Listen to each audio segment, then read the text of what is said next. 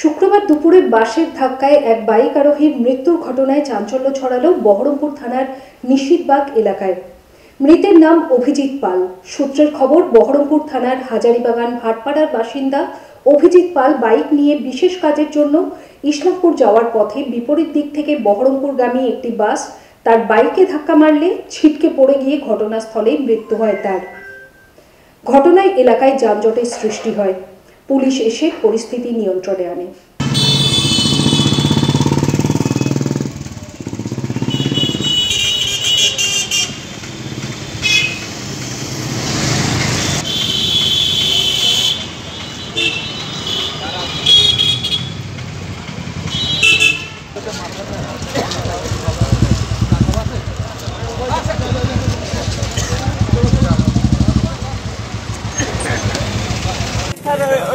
দোকানে দেওয়া আছে।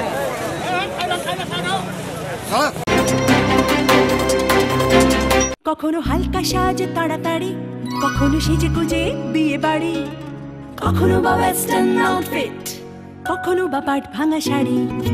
যখন যেমন সাজ গয়না তেমনি, কোনো অকেশনে কখনো জাস্ট এমনি। অঞ্জলি জুয়েলার্স, ঠিক যেমনটা চায় আজকে